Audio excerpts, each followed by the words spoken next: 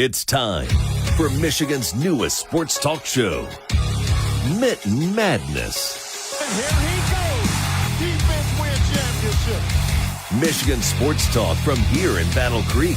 The latest stories, the biggest games, all across the Mitten State. That's not something you play with. Streaming live and on demand on the 95.3 WBCK app. Here are your hosts, Jacob Harrison and Da'Jzon Hughes. Hello there and good morning. It is Mitten Madness on 95.3 WBCK. Jacob Harrison and Da'Jzon Hughes set to talk Michigan sports for the next hour. We've got plenty to get into, particularly on the hardwood. Pistons are out of this world on fire. Michigan State, Michigan closing down the regular season with some strength, and we'll check in on the Red Wings as well and make our picks. Exciting start to a fresh new season. But as we're kind of getting into NFL Combine time, it's March. March Madness is approaching. It's almost time to fill out your brackets. It's a fun time of year in the sporting world, and especially here in Michigan with everybody performing so well. So, DJ, how are you doing? Honestly, I'm doing okay. The general managers of my favorite lacrosse teams are driving me up a rail right now. But that is literally being also I got to throw my general manager for my favorite football team in there too, because I found out they're the ringleaders over the last 2 years of this whole get rid of the tush push thing. I am absolutely mortified. Cowardice. That we would do something so cowardice instead of just getting better. It disgusts me. But all of that is being overshadowed, drowned out by what is happening on the hardwood inside of the state of Michigan with multiple teams. That is making me a very happy sports fan here in the Mitten State. Yeah, I'm not somebody that's ever going to buy into banning the tush push. Ever. A lot of teams go about trying to stop it the wrong way. You saw one of the most intelligent and best athletes in the NFL, Chris Jones, went about it all wrong in Super Bowl 59. He got hurt because of it. Like you just, I'm not saying you got to know how to stop it, but if you want to stop it, you want to try something different, because you haven't been able to stop Philadelphia from doing it for 3 years, and nobody else has been able to replicate it either. Bills didn't play in the Super Bowl because they couldn't replicate it, despite having every reason to be able to do so. Just speaks to how important it is to invest in your offensive line, which is a big reason why the Lions are as good as they are. But there's not a whole lot going on in the football world, so we won't spend too much time there. We were just talking before. Doesn't feel like the combine's even happening because so many players are sitting out. It's not as though fans get to watch the interview processes. So let's check in on the Detroit Pistons, because they are active, and oh boy, are they playing some great basketball. Their 8-game winning streak is tied with Cleveland for the best in the NBA. And lest I remind you, Cleveland has, I believe, the best record in the NBA. So you're keeping some pretty high-class company there for Detroit. And another thing I noticed, DJ, just looking at the standings in the East, they're starting to kind of be a divide here. And the Pistons are on the right side of history, as it were, because the teams above them, Milwaukee, Indiana, New York, Boston, Cleveland, they've been fantastic in their last 10 games. All the teams below Detroit are 500 or worse, save one, and that's the Brooklyn Nets, and they have a date with the Pistons coming up very, very soon. But one of those teams ahead of Detroit is the Boston Celtics, and Pistons put the bang thing on the Celtics, which is not a phrase you expected to say in 2025. The Celtics are championship contenders as much as you can get in the NBA, and the Pistons handled business recently. Fun schedule that they have had. Last night they played the Nuggets. We don't know the outcome of that game, obviously. We've dove into the schedule several times. Starting off this hot out of the All-Star break is it's got to be huge for Detroit, right? I mean, yeah, this is exactly what they needed coming out of the break. I think, first off, I want to say, Asur Thompson put my man Jason Tatum on skates. But at the same time, JT got his get back, and he put Cade on skates as well. So it was a twofold thing there. It was actually an awesome game for those that were able to watch it. But the more exciting part is you look at some of these scores, and you look at what they've done over the last couple of weeks. They didn't let the momentum fall at all in between that break of All-Star and then getting back from that. So I think that's huge. It was 9 days in between games. February 12th to February 21st, you had all that time off, and you came out, you win by 15. You win a tough game by 5 where Cade Cunningham and Trae Young go toe-to-toe, shot for shot the entire time. Absolutely electric.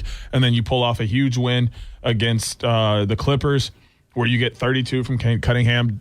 James Harden also had himself a day that game. He poured in over 30. And then Jalen Duren grabbing 19 rebounds that game. That kind of stuff is huge. You're getting multiple double-doubles, close to triple-doubles out of Cade Cunningham. The team is firing. Malik Beasley, absolutely frustrated that he has the most made three-pointers this year in the NBA, and he wasn't invited to the three-point contest. So he says, you know what? That's cool. I'm going to just go out and win Sixth Man of the Year then. Like the vibe of this team and the way that they're looking at the season and how everybody views them is all about business. They're here to play good basketball and bring Detroit back to what they used to be in the early 2000s. Speaking of the early 2000s, this squad is on an 8-game win streak for the first time in almost 20 years. Yeah. They haven't done so since 2008. And that starting lineup in 2008, Chauncey Billups, Rip Hamilton, Tyshawn Prince, Antonio McDyess, and Rasheed Wallace. Talking Pistons, that is a upper echelon lineup to be in competition, or not competition, conversation with. And then they're even, looking to give this iteration of the Pistons a nickname. You had the Bad Boys back in the day, and then that early 2000s group was known as Going to Work. And now they're looking for something to dub this team as well. So I think this team is reaching the hearts of Detroit, and it's showing on the court as well. I think you look at the Pistons, and you kind of mentioned it there by just replicating what this team looked like the last time they did something this fantastic on an 8-game winning streak is a big deal in the NBA. A lot of that comes down to just their ability to score points. They're 12th in the league in points per game, which is, significant. But you look across the rest of the stats, and sometimes numbers can lie, but the rest of their stats aren't necessarily so to me, that kind of shows that you're more of a workhorse type of team than some dominant thing. That being said, you gotta lean into the things that you're good at and try to improve on the things that are giving you trouble. The not necessarily near the top in rebounds. They turn the ball over a bit too much. Top 5, I think, in fouls per game, and on the high end of that's not super great. So with all that in mind, we see what the Pistons are doing right.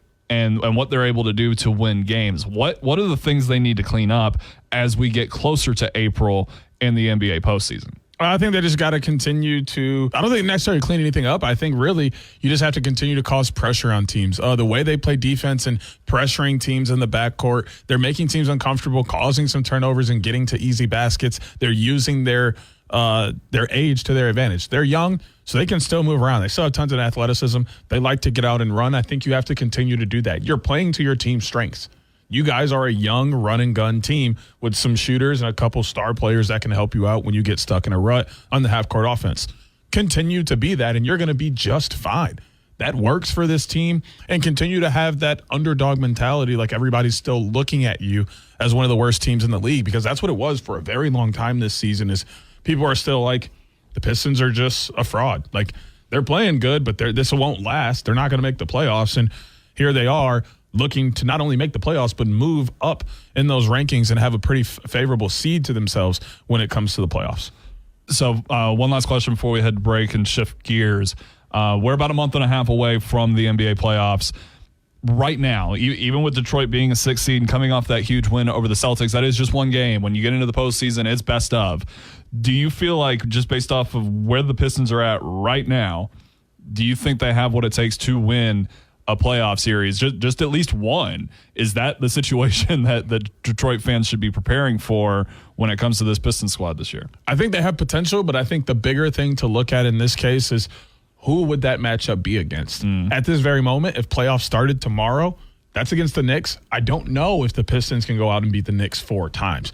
They have a lot of talent in New York right now. But you give the Pistons another couple weeks, maybe they slide to 4 or 5. Maybe they're playing the Pacers or the Bucks. I like those chances a lot more than I like their chances against the Knicks. I feel like they see the Bucks often. They see the Pacers often. And the Bucks they're struggling. They're coming back. They're getting back to that team we expected them to be, but there are still pieces of their game that is not like the Milwaukee Bucks that we've seen the last 3 to 4 years. So there's holes for the Pistons to poke in there. The Pacers are just like the Pistons. They're young. They want to run and gun. They want to play similar type of ball. They have a couple stars that can help them when they get stuck in a half-court scenario. That's a great matchup for the Pistons. They already know how to win, though. Yeah, you can play your game, and then if you go in and you beat a team like that, you're like, hey, they made a run last year. What's stopping us from making a run right now? So I think it really comes down to who is going to be their matchup and how favorable it is for them to win that matchup. There's a couple teams around. Pistons have solid chance of beating. But if they start to drop any lower, we're in concern. Well, I mean, they're only a half game back from Milwaukee, only 1 game back from Indiana. Catching the Knicks might be a little bit improbable. They're 5.5 games back from them. Nobody's catching the Celtics and the Cavaliers. So there is some room for movement, but I agree with you. You don't necessarily want to be the 6th seed if you can avoid it, and the Pistons are in a situation where they can't avoid it. So if they can grab that 5th or 4th seed and change their fortunes a little bit, I think that would be a big deal. I very much agree with you on that. But either way, I mean, we talked before the season, hey, just double your wins. Well, they did that a few games ago, and now they're extending upon that. They're going to the playoffs. I think that is all but certain, barring catastrophe. So now it's looking ahead. Well, can they win a series? Because imagine going from the worst team for 3, 4, 5 years straight to a team that finally cracks the code, gets into the playoffs, and wins a playoff series. That's significant movement, and that says a lot about what's happening in Detroit if they can pull that off. Similar things happened with the Lions. Almost a similar thing happened with the Tigers. Hoping to see something similar with the Red Wings very, very soon, but it just kind of speaks to how impressive the turnarounds have been in Detroit professional sports. All right, we'll take our break, and when we come back, it is time to start talking some Spartan and Wolverine basketball as we near March Madness and the Big Ten tournaments. We'll check in on both of them next here on Mitten Madness, 95.3 WB.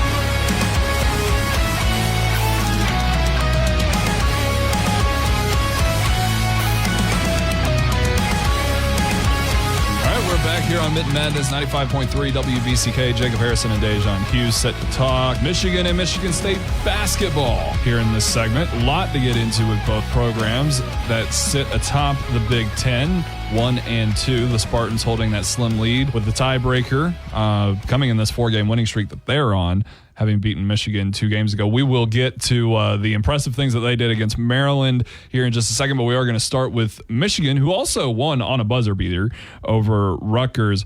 DJ, I just first, before we get into some deeper details with Michigan, just your reaction, because you were pretty stoked to tell me about that this morning, to pull off that buzzer beater against Rutgers, who is a formidable, if middling, team in the Big Ten. If anybody who follows me on Twitter or has seen social media, I'm sorry, because like my last 100 retweets is just a video from other people posting it of him hitting this shot. I mean, it was miraculous. They give up a bucket on the other end after going up 1. There's a few seconds left. They get into the front court, get a timeout with Coach Dusty May. He draws up a magnificent play. Turns out the play was really drawn up for Danny Wolf to drive to the rim, see if he can get a layup, see if he can create a play for someone else for an easy bucket to just send the game, just win it off a layup. Because they were only down 1. So you only need 2 there. Or at worst case scenario, you get fouled. You got a chance to send it to overtime / win the game at the line. Instead, the play falls apart. Danny Wolf gets double teamed. Namari Barnett was supposed to be on the corner wing, kind of elbow spot of the 3-point line. Instead, he had to move up higher to be in Danny Wolf's line of sight. Catches the ball, lets it go. Absolutely nothing but net, straight bottom of the net, get it out the net. No question about it. He said he knew for sure when the ball went through the rim that like it went in, but he also was like, hey, coming out of the timeout, we're walking out of the huddle. I told Danny Wolf, if I'm open, get me the ball, I'm going to hit the shot. And that's exactly what he did. I think the best part about this is this was on pool party night at Chrysler Center. And if anybody remembers a couple of years ago in 2018, when Jordan Poole was playing for the Michigan Wolverines, in the NCAA tournament, he hit a shot very similar to Namari Barnett's against Houston to send Michigan on to the Final Four. So to do this on pool night is pretty impressive in itself. It was just all-out electricity. Give a hefty roll tide to Burnett hitting that one for you. So I mentioned Rutgers, while they do have a couple of lottery picks on their team, that is a middling team. Like they're in the bottom half of the Big Ten. They are below 500. They are one of two teams in the Big Ten below 500, which should say a little something.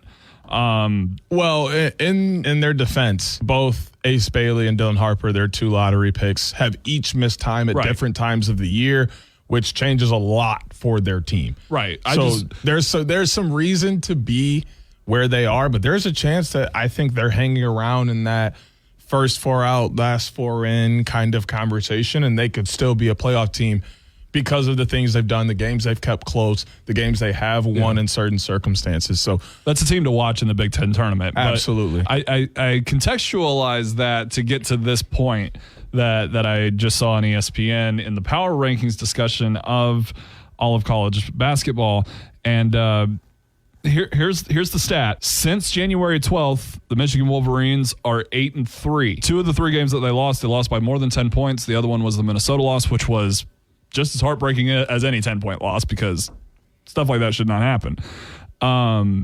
However, in the 8 games that they won, they did not win any of those games by more than 4 points. Now, it's not a style sport, you know what I mean? Like it's an attractive sport, don't get me wrong, but like it's not about style points, it's not about how much you win by, it's whether or not you do. That said, it's not as though these past 8 games have had a string of the most difficult tasks in the Big Ten because you've got Penn State in there, you've got Rutgers in there twice, Oregon fell off, Indiana isn't as good as they would have liked to have been, Ohio State, tough games for sure with Purdue mixed in there, and you got the win over Purdue, tight match up there with Michigan State, and it's a difficult one as they're getting hot at the right time as they often do. That said, does the context of that stat give pause to you as a Michigan fan contextualizing this? Because we're about to get to the point in the season where you're only going to be playing good teams, and Michigan is playing average teams a bit closer than their talent would suggest that they should be. I'm going to take a page from Your People's book. Down in the SEC. down in the SEC. That's what I mean by your people's, as in the SEC. The Big Ten is unreal in basketball this year. Yes.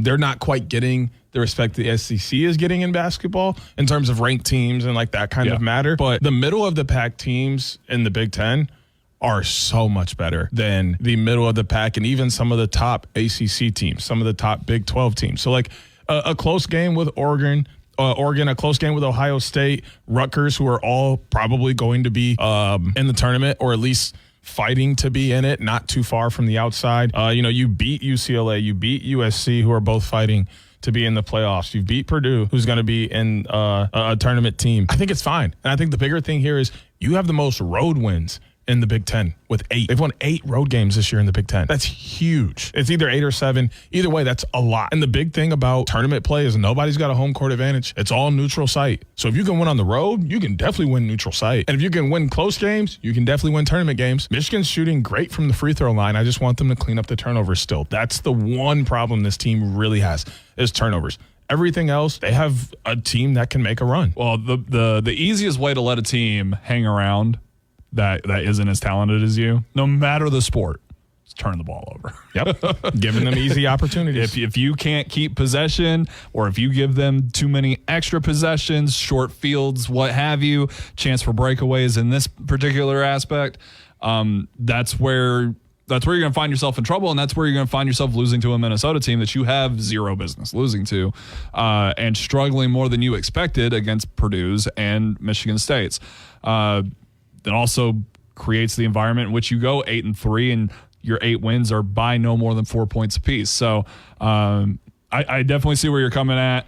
It's not something that is going to be the be-all, end-all and ruin their season or anything like that. It's still an impressive season. They're still the number 2 team in the Big Ten, which should count for a lot more than it does with them being ranked number 13 in these power rankings and not nearly high enough in the top 25 at 15. That said, I do think Michigan has a lot more to prove down the stretch than the guys in Lansing. The guys in Lansing, they're on one. 3 straight wins over ranked teams in the Big Ten. Purdue, Michigan, and Maryland all fall. Sunday, they will take on Wisconsin, a 4th straight ranked matchup for a team in the top 15, effectively Maryland at 16 when they played. Huge opportunity here for Michigan State to continue to cement themselves as the team in the Big Ten. I mean, what are you making of this run from Michigan State? It wasn't so long ago that I was starting to be a little bit concerned when they lost 3 of 4 to USC, UCLA, and Indiana, 3 teams that they are considerably better than. But they have really, really turned this thing around just in time for March. Well, I think you got to look at it, with the kind of cloudy glasses. Look, Purdue is on the down spiral the last couple of weeks. They should have beat Purdue in that game, in my opinion, with the way that Michigan State has been playing. Illinois is not the team that anyone thought they were going to be this year. Not just because they aren't ranked, but because they've lost way more games than anybody thought they would in the Big Ten. Iowa's no one to be concerned with. I think Wisconsin is a big game for them. Michigan was able to squeeze out a 3-point win on the road against Wisconsin. Michigan State brings them into the Breslin. This could be a huge win for them, especially being a 4th-ranked win in a row. It kind of cements their spot in the top, 1-2 seeds in bracketology, which I think is bigger. I don't think they're really too concerned with winning the Big Ten. That means regular season or tournament. If they win it, awesome. They'll congratulate it. They'll celebrate it. They'll do everything they normally would if they won it, but I think they have much bigger focus, and they're doing a great job of kind of solidifying the best possible route to the Final Four by grabbing a top 2 seed. And fun development happening in the Big Ten is the fact that if Michigan State does beat Wisconsin and handles business against Iowa, and Michigan does the same thing with Illinois and Maryland on their schedule, Maryland task a little bit tougher, certainly, but if those things hold true, or as long as they have the same record heading in, that final game of the regular season between the Wolverines and the Spartans will be for the regular season Big Ten championship, which is massive for these two programs to have had the struggles that they had last year and come back and dominate the conference the way they have this year, and then duke it out right in the last game for the championship. I mean, that's a big deal for the state of Michigan too. Yeah, and I mean, it's a perfect way for Michigan to get their get back. Not only do you lose that game to your rival. Reporting here a bit, man.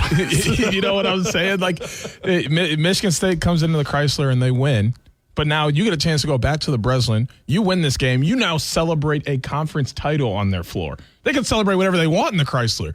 You got a conference title in Breslin. That is something they won't forget, which means you better be ready to play next year because it's going to be on and popping because they're going to be upset about that. But it sets the stage for a blockbuster matchup that literally everyone should be tuned in for. For sure, especially if you're here in Michigan. I mean, you ought to be turning into that one. One last question before we head to break. Both teams won their most recent games on a buzzer beater. DJ, put your bias aside. Which one was better? Oh, come on. Obviously, it was Michigan State. Okay. There's not a question in this. I do want to say Maryland gave them the help there. Yeah. You don't go with 10 seconds left on the clock when it's a tie game. Yeah. Ball can't leave your hand with 5 seconds. You make sure at the least you get the last shot. Maybe you get fouled. If worst case scenario, you're going to overtime. You're not losing on a half-court buzzer beater. I think Rutgers actually put themselves in the best case scenario. They forced a 3-point shot from 4 or 5 feet behind the line. He just happened to hit it. Yeah. There's 2 very different scenarios. Rutgers did it right. Maryland did it wrong. Michigan State came out lucky. Michigan just executed a good play. Which is crazy because theoretically, the Michigan State shot is harder. Yes. Yes. But Maryland went about giving them that opportunity the wrong way. But that's how it goes sometimes. Fun times in college basketball as we get closer to March Madness. All right, we'll take a break and come back and check in on what's happening with the Red Wings. Not quite as sunshine and roses as the Pistons off the second half of the All-Star break. We'll discuss that next here on Mitten Madness, 95.3 WBCK. Detroit sports fans, Wolverines and Spartans alike. This is your sports show, Mitten Madness, with Jacob Harrison and Da'Jzon Hughes on 95.3 WBCK.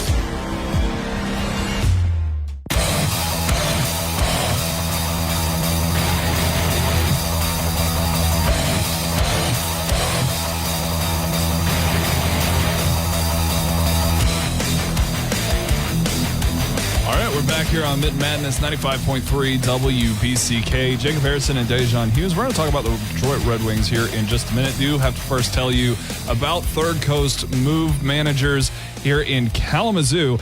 They serve Southwest Michigan with expert senior moving services, as well as downsizing services, real estate market prep, relocation, and assistance with aging in places. They specialize in helping small moves, apartment to apartment. That's what they're doing for me, and it's a big, big help. But they also certainly help the senior community, whether that's moving to assisted living or into a smaller space, whether they're downsizing or just need help getting from one place to the other. Third Coast Move Managers is the business to trust. Give them a call, 269-271-3650, or find them online, thirdcoastmove.com, or on Facebook as well. Before we get to the Red Wings, though, one fun thing that happens every single year about this time, just before the combine, are the NFL franchise team report cards. And the Detroit Lions, theirs came out. They had the 9th highest score in the NFL, which is mightily impressive, especially considering where things might have looked just half a decade ago. That being said, just going to run through some of these grades, point out the more impressive ones. Treatment of families, they got a B. Food and dining area, B-. Nutritionist and dietitian, B. Locker room, C+. Come on, upgrade the locker room. I don't know if you saw this. The Arizona Cardinals gave a F grade for their locker room. And if you ever see a picture of their locker room, it's not a bad locker room. So some of these grades can be a little bit interesting. Training room and training staff both got Bs. Weight room, a B as well. Strength coach, A-. Team travel, B-. Ownership, B+. Hey, we got some improvement there. And head coach gets the high grade, A+ for the second year in a row for Dan Campbell.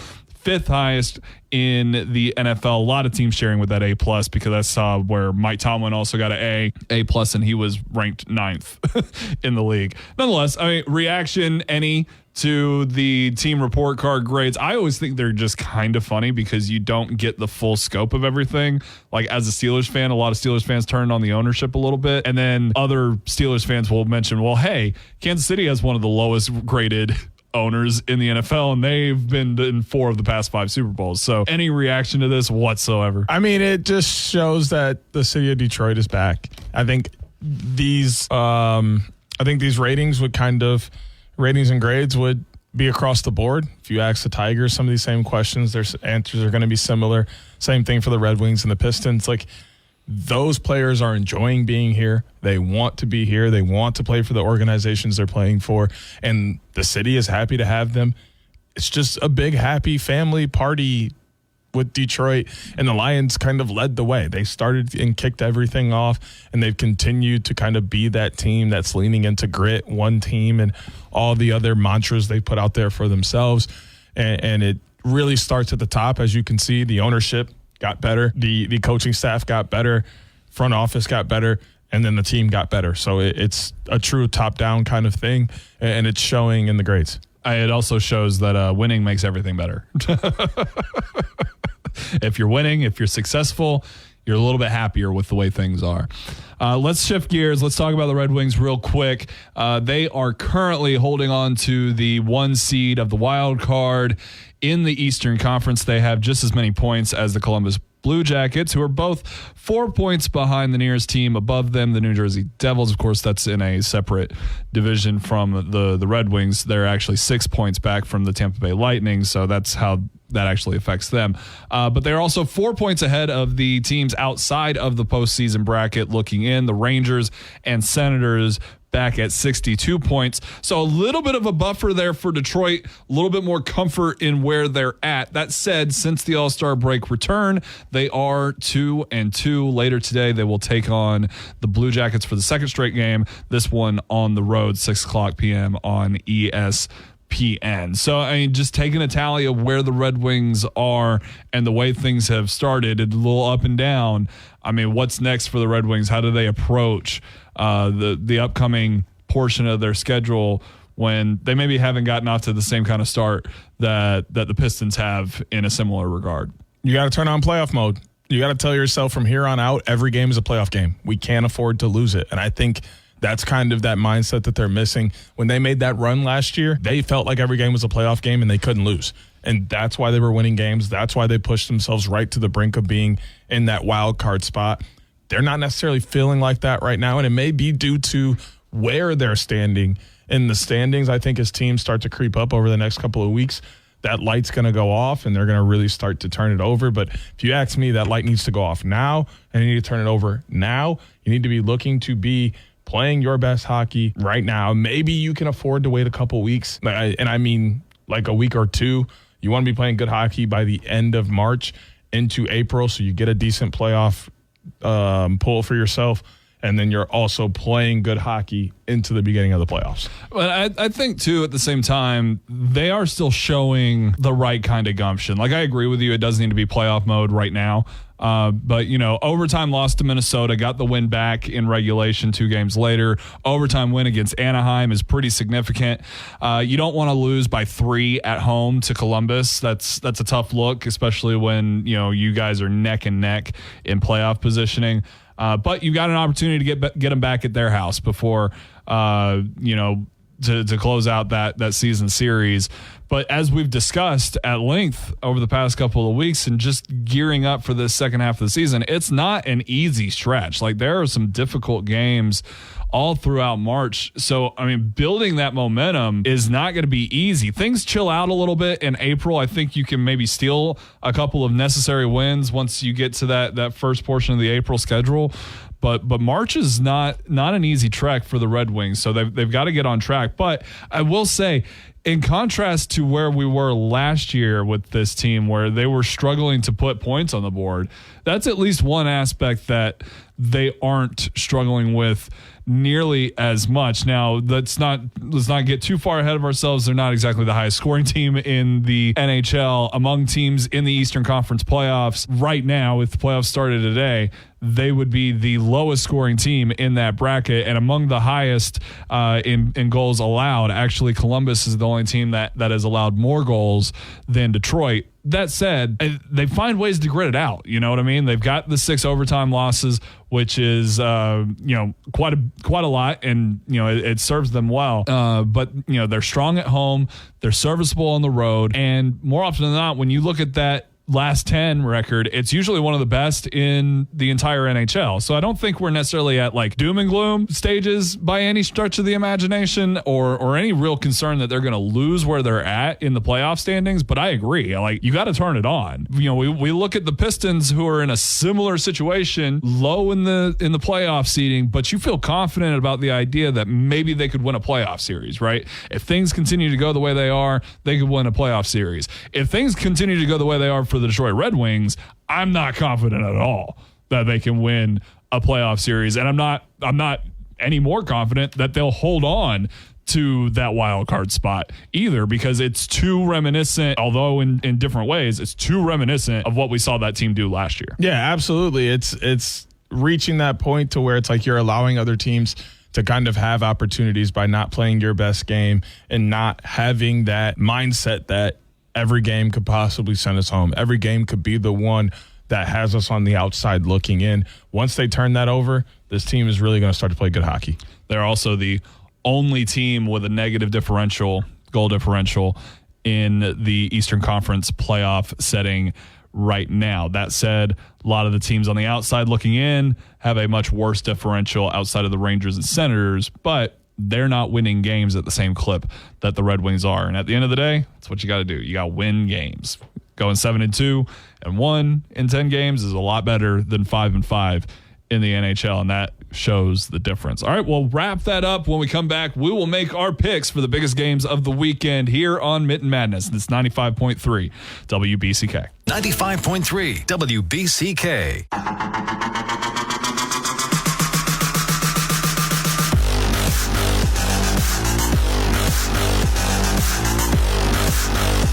All right, we are back here on Mitten Madness, 95.3 WBCK. Jacob Harrison and Da'Jzon Hughes. Let's make our picks. Huge weekend of basketball as we close down the regular season here very, very soon. Some huge top 25 matchups, and we're going to pick them here in just a bit after DJ updates us on the standings after the first 2 weeks. Hey, we did great the first 2 weeks so far, especially last week. I came in 5-2 as we carried over that one game from the Michigan State game, which we both lost. And you, if it wasn't for those meddling Spartans, would have had a perfect week. You came in at 6-1. So that deadlocks us at 8-4 going into week 3. Ooh, a little bit worse record than I anticipated. That first week got us a little bit, though. All right, let's get this thing going. First up on the docket is a matchup down in the SEC. My Alabama Crimson Tide are heading up to Rocky Top in Knoxville to take on the lowdown, dirty, snitching liars in the putrid orange, the Tennessee Volunteers. Alabama picked up 2 wins, one against Kentucky, another against ranked Mississippi State. But that, of course, did follow 2 very tough losses, including the courtside Iron Bowl, whereas the Vols have not lost since Kentucky in early February. They are on a 3-game winning streak and have looked tough.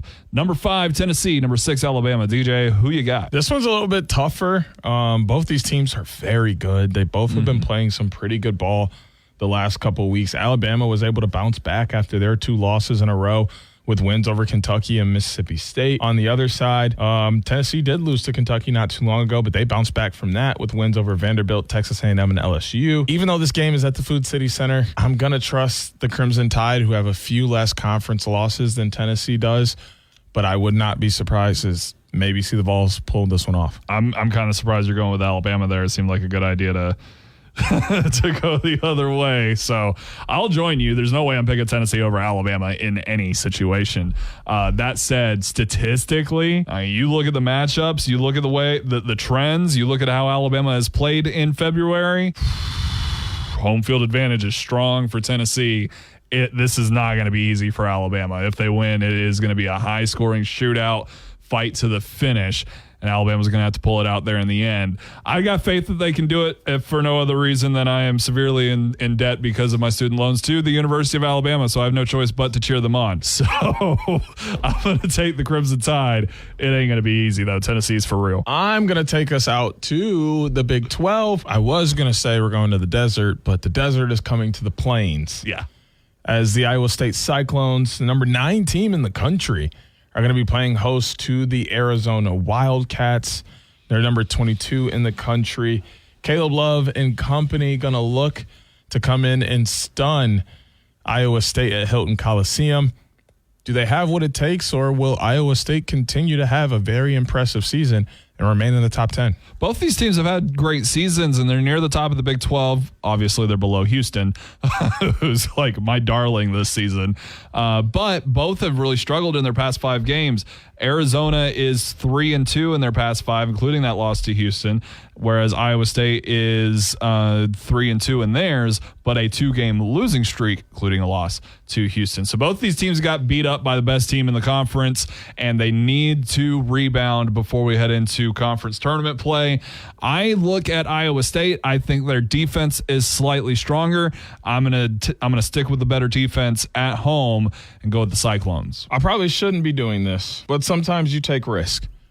And I think Arizona is just a better offensive team in this matter. It's not by much. No. But when it comes down to it, they're on a 2-game win streak. The Cyclones are. They're going back home. And interconference play, you know each other for the most part. Arizona's done better in conference play than Iowa State has. So I think this is one of those upsets with air quotes. I'm going to take the Wildcats. Does Arizona and Iowa State know each other that well as conference opponents just yet? No.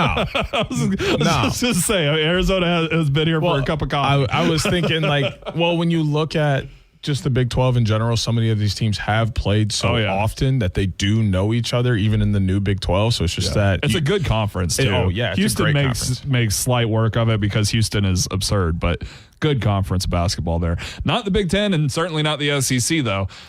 Texas A&M, they are going to be on the road to take on the number 3 Florida Gators in Gainesville. Fun matchup. However, A&M is riding a 3-game losing streak. Meanwhile, Florida dropped one to Georgia in a stunner, but it was on the road, so they'll be happy to be home to host the the Aggies for this top 15 matchup. DJ, who you got? I made a mistake in picking Texas A&M last week. It came back to bite me.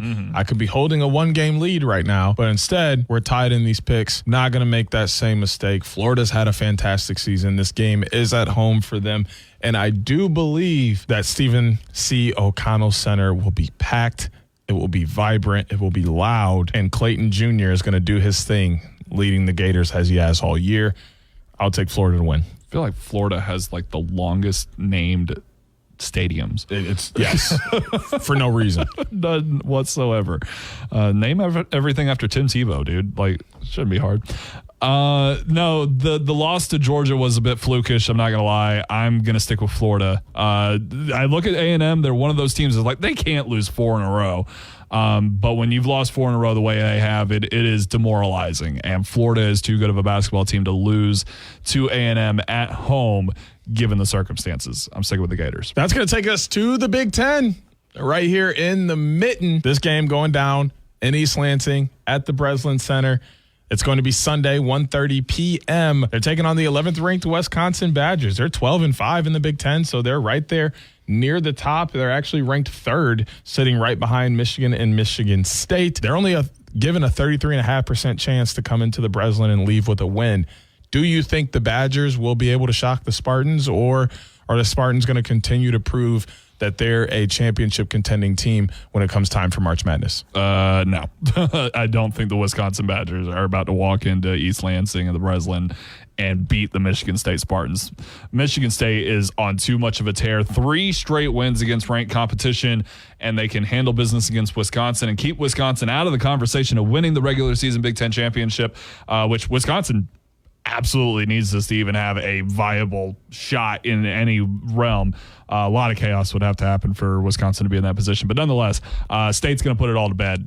They are way better than Wisconsin, despite being just 2 spots ahead in the conference standings. I'm sticking with the Spartans. Yeah, I think I'm going to go with the Spartans here as well. But I do think this game is going to be a lot closer than a lot of people think. Wisconsin's not 11th in the country for no reason. True. They aren't 22-6 and 12-5 in the Big Ten because they're a bad team. They know how to play ball. They're going to make this a fun game. They're going to make it a tough game. But I do think the Spartans have just enough to come out on top. Well, let's head back to the SEC and converse about the number 1 team in the country. It feels disgusting to say, but the Auburn Tigers are still that team. They have been sweeping through the SEC, and since their win over Alabama, it has been nothing but pure dominant. 7-point win over Arkansas, 12-point win over UGA, and nearly a 30-point victory over Ole Miss. Ole Miss, a top 15 team last week. Now they are going to head to Rupp Arena, which is not the same wasteland it once was. Teams do not come here to die anymore. But Kentucky has been able to surprise when they have taken advantage of certain opportunities, and they've been better at home. But tall task for the Kentucky Wildcats. Can they pull off the upset and hand the Auburn Tigers just their 3rd loss of the season? I will say this will be interesting because Kentucky's coming off a electric win, a win that has a lot of emotion involved. Oweh hits a game winner with just a few seconds left, and then they come up with a huge play on the defensive end to seal that victory. That's huge. That's huge. And you're bringing that energy back home to a crowd that's going to be rocking because you're inviting the number 1 team into the country. Those are all things to think about. Those are all factors into this game. But at the end of the day, one thing that Auburn has that Kentucky does not is Janai Broome, a lottery pick who was arguably in conversations to be the number 1 overall pick. Kentucky ain't got that. I'm going with that guy. Give me the Tigers. Yeah, you look back most recently as a strong example of how Kentucky performs at home against elite competition. They beat Tennessee by 11 points at home just a few days before Valentine's Day. So they are capable of winning the game, I think. I think it could be a very close game, and I think Kentucky could win. That said, we're in the business of picking the teams you think are going to win, and I'm not picking against Auburn unless they're playing the Tide. It is that simple. You mentioned it. Broome is a game changer, and few teams across college basketball have somebody like him. Auburn's going to win the game. And that takes us to our last game of the week. We are coming back to the Mitten. This one also happening on Sunday, just a few hours after the last game going on in Michigan.